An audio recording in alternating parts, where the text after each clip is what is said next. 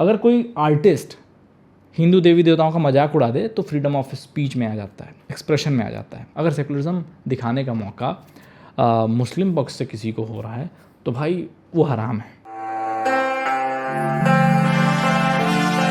नमस्कार दोस्तों, मेरा नाम पीयूष, आप देखते हो क्वेश्चन आवर भारत। अभी जो गाना जो है हर हर शंभू अभी बहुत ट्रेंड में आ गया था, रील्स पे यहाँ वहाँ उनके ज़रिए और अच्छे से प्रचलित हो रहा था। युवाओं में बहुत मुँह ज़बानी हो गया था, लोग गुनगुना रहे थे, रील्स बना रहे थे, चीज़ें शेयर कर रहे थे, उनकी भक्ति जाग रही थी। और अगर आप जैसे पुराना ट्रेडिशन रहा है ना कि अगर आप किसी भी गाने को पहले एक कितना बोरिंग तरीके से ऐसा लगता था कि अंकल आंटियों वाला काम है तो सत्संग का काम है, लेकिन आज की डेट में सोशल मीडिया के ज़माने में इस तरीके से और नए नए सिंगरों के ज़माने में जिस तरीके से यूथ इंटरेस्ट ले रहा है, इस तरीके से किसी भी म्यूज़िक को डेवलप किया गया कि लोगों के लिए वो एक अलग ही लेवल का वो गाना बन चुका है, ट्रेंड बन गया, सेंसेशन बन गया। तो लोग सुन रहे हैं, लोग हर जगह सुन रहे हैं, हर जगह रील बना रहे हैं उस गाने पे। तो पहले अभिलिप्सा पांडा जी ने गाया ये गाना और बहुत चला, और मैं देख रहा हूँ कि लगभग हर अगला यूट्यूब चैनल उनकी मतलब वीडियो डाउनलोड करके अपने अपलोड कर रहा है और हर जगह रील में अपलोड किया जा रहा है।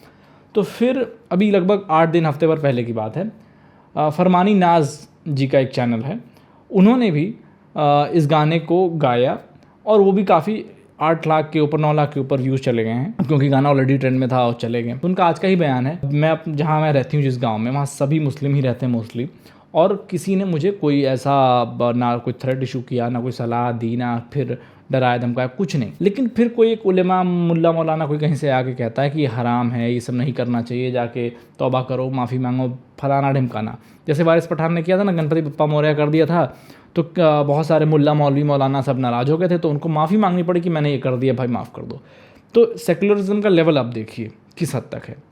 इसी टीवी चैनल पे शोएब जमाई आके कहता है कि बिल्कुल अच्छा हुआ कि दुर्गा पूजा पंडाल में अजान आई। ठीक है, इनको पंडाल में अजान की आवाज़ बिल्कुल एक्सेप्टेबल है और सेकुलरिज्म का प्रतीक है। ठीक है, अगर कोई आर्टिस्ट हिंदू देवी देवताओं का मजाक उड़ा दे तो फ्रीडम ऑफ स्पीच में आ जाता है, एक्सप्रेशन में आ जाता है। लेकिन कोई महिला आर्टिस्ट होते हुए खुद कह रही है कि क्योंकि मैं आर्टिस्ट हूँ, मैंने गीत को गीत की तरह गाया है, और ऐसे कई कृष्ण भजन और बाकी चीज़ें भी गा रही हो लाइव टेलीविज़न शो में बैठ के। अच्छा है, उसको डर नहीं है उस महिला को। अगले ने अपना कला दिखाने के लिए बिना किसी भेदभाव के अच्छे मन से गाने को याद किया और वैसे ही गाया जैसे बाकी प्रचलित हो रहा है। अभिलिप्सा का पर्टिकुलर कम्युनिटी को अपने आप में तकलीफ हो गई कि कैसे हो रहा है ये। आपको पता है कि बॉलीवुड के शुरुआती दिनों में हिंदू देवी देवताओं का गीत भजन कुछ भी सब चीज़ें होती थी, तो उस पर किस तरीके से रोक लगाई गई, गुलशन कुमार का किस तरीके से मर्डर कराया गया, उसके बाद बहुत समय तक ये सब चीज़ें बॉलीवुड से गायब हो गई थी। वही एक अटेम्प्ट आज भी किया जा रहा है एक तरीके से कि अगर एक भजन एक गीत कुछ पॉपुलर होगा तो किसी ना किसी तरीके से उसको टारगेट करो, उसको किसी ना किसी तरीके से डिमोनाइज करो, क्रिटिसाइज़ करो, रोक लगा दो। अगर सेकुलरिज्म दिखाने का मौका मुस्लिम पक्ष से किसी को हो रहा है तो भाई वो हराम है। हम अपने मुंह से हर हर शंभू कैसे बोल सकते हैं, संस्कृत के श्लोक कैसे बोल सकते हैं, वहाँ पे आर्टिस्ट की फ्रीडम कहाँ चली जाती है।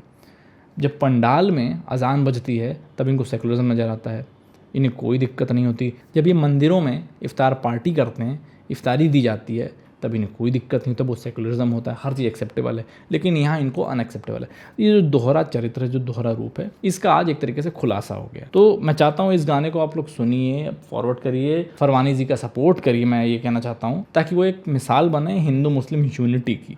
मैं ये नहीं कह रहा कि आए दिन हिंदू मुस्लिम को एक दूसरे से लड़ना ही चाहिए। तो जो व्यक्ति सामने से प्योरिटी दिखा रहा है, बस एक आर्टिस्ट के तौर पे ही उनको सपोर्ट करिए। इसलिए नहीं कि उन्होंने आपके महादेव की प्रशंसा की, इसलिए क्योंकि इस केस में उनका साइड सही है, और एक महिला होने के नाते, एक आर्टिस्ट होने के नाते उनका पक्ष कमज़ोर नहीं पड़ना चाहिए किसी जिहादी मुल्ले मौलाना के धमकाने की वजह से, ताकि और आर्टिस्टों को भी प्रेरणा मिले कि अगर हमारा पक्ष सही है तो हमें समर्थन दिया जाता है, और अगली बार कोई डरे ना ये सब चीज़ें करने से पहले। फिर मिलते हैं अगली। जय हिंद, वंदे मातरम। तो लाइक और शेयर ठोक दीजिए, महाकाल का दबा के लाइक और शेयर ठोक दीजिए।